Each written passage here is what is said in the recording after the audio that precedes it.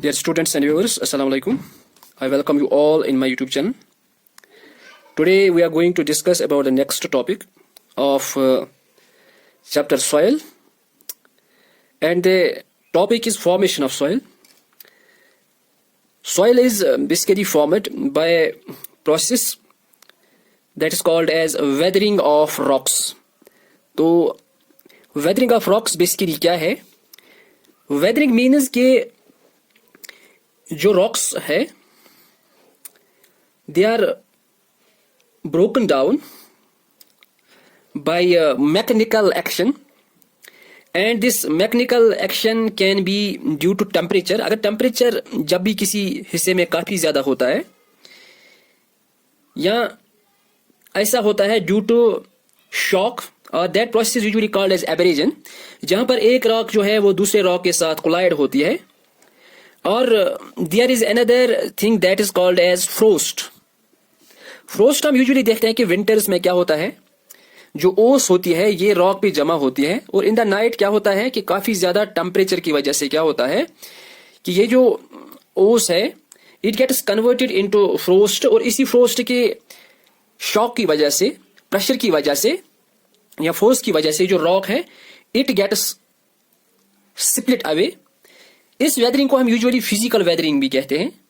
कभी कभार क्या होता है, जो रॉक है इसका जो केमिकल सेटअप है, अगर हम देखेंगे सेडिमेंटरी रॉक को या अगर हम देखेंगे इग्नियस रॉक को, इनका एक केमिकल सेटअप होता है, केमिकल कंपोजिशन होता है, तो वहां पे एक्चुअली चेंज होती है, जिसकी वजह से क्या होता है कि जो अंदर के इनके जो मिनरल्स होते हैं, इनके जो कंपोनेंट्स होते हैं, वो किसी भी चीज के साथ, किसी भी केमिकल के साथ मिलकर क्या होते हैं, वो ब्रेक होते हैं. इसको हम केमिकल वेदरिंग कहते हैं, केमिकल वेदरिंग.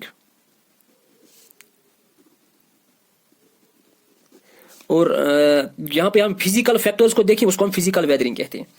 या ऐसा होता है कि biological weathering occurs, biological weathering of rocks occurs. तो बायोलॉजिकल में क्या होता है कि जो एनिमल्स होते हैं या जो एयर है ये रॉक के अंदर जाता है, या प्लांट्स जो है they try to grow within the rock और in the vicinity of the rock, जिसकी वजह से रॉक जो है ये ब्रेक होती है. इसको हम बायोलॉजिकल वेदरिंग कहते हैं. तो इस सारे प्रोसेस में क्या होता है, जब ये रॉक जो है ये ब्रेक होती है इनटू स्मॉलर फॉर्म्स, तो क्या होता है इसके साथ कुछ और फैक्टर्स मिलते हैं, कुछ और फैक्टर्स मिलते हैं. फॉर एग्जांपल मिनरल्स जो है, जो कि they are the main part of this soil, minerals इसके साथ मिलते हैं. Minerals means any micro nutrients और सर्टेन एलिमेंट्स. लिविंग ऑर्गेनिज्म्स जो है वो इसके साथ मिलते हैं, लिविंग ऑर्गेनिज्म्स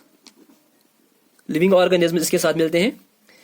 या जो क्लाइमेट होता है इस जगह का, it also helps in the formation of this rock, क्योंकि क्लाइमेट की वजह से ही क्या होता है, रॉक में वेदरिंग होती है, या इसके साथ ऑर्गेनिक मैटर मिलता है ड्यू टू ऑर्गेनिक डिकम्पोजिशन.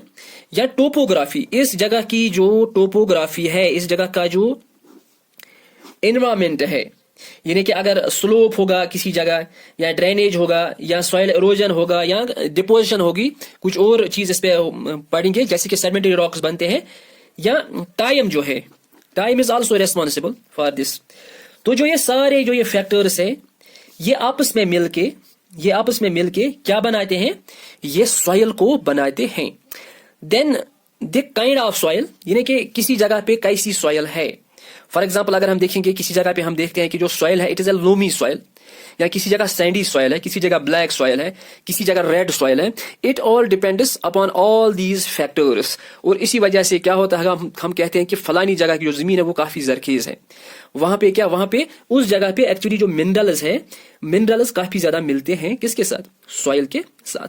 तो किसी जगह पे क्या होता है कि सैंड या ग्रेनाइट या बाकी जो भी सब्सटेंस है जो कि सॉइल की फर्टिलिटी में बाधा डालते हैं, वो ज्यादा मिलते हैं. तो उस वजह से क्या होता है, जो सॉइल है, सॉइल उतना ज्यादा फर्टाइल नहीं बनता है.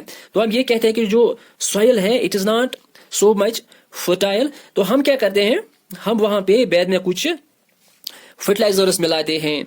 या हम ये भी देखेंगे कि जो सॉइल फॉर्मेशन है इसको काफी ज्यादा इन्फ्लुएंस ऑर्गेनिज्म्स करते हैं, लाइक प्लांट्स करते हैं, माइक्रो ऑर्गेनिज्म्स करते हैं, लाइक बैक्टीरिया करते हैं, लाइक बैक्टीरिया, फंगई जो है यही करते हैं, क्योंकि बैक्टीरिया फंगाई क्या होता है, ये actually they act as the decomposers also, या इस तरीके से इंसेक्ट्स जो है, इंसेक्ट्स कितने इंसेक्ट्स इसके साथ मिलेंगे वो भी सॉइल फर्टिलिटी को जन्म देते हैं। या एनिमल्स अगर एनिमल्स किसी जगह कोई भी एनिमल मरता है तो अगर उसको दफनाएंगे जमीन में तो इससे भी फर्टिलिटी इंक्रीज होती है। या यूजुअली इन